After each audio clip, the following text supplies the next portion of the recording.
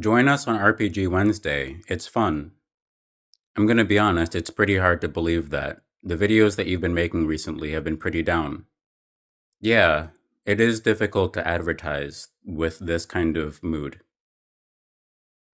What is RPG Wednesday? Originally, it was because software engineering was too boring to communicate with managers, so there would be circumstances where a feature or a function in the company would not scale, and that would jeopardize the integrity of the company.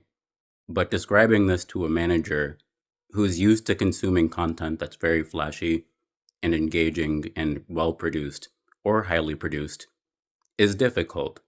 So the idea was to create a space where software engineers could describe the reasons why they were motivated to explore their projects and package that in a more engaging form to communicate with managers who aren't as technical or have a more difficult time navigating abstraction. It's actually pretty interesting. Is it only for software engineers? It's actually mostly not for software engineers, it turns out, because a lot of the software engineers who expressed interest aren't interested in software engineering. Partially because software engineering as an industry is currently is very extractive.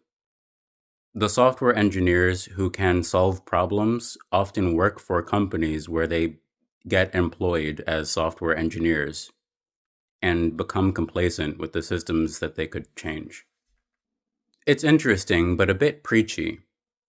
If I had more energy, I would have an easier time marketing this. How do I join or participate?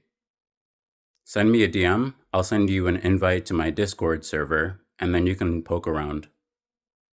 I mostly use my character thread for art.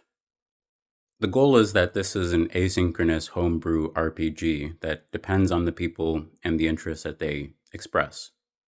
So if you have a character that you like from another RPG campaign like D&D or Call of Cthulhu, I've never played Call of Cthulhu, so I'm not sure how those character sheets work.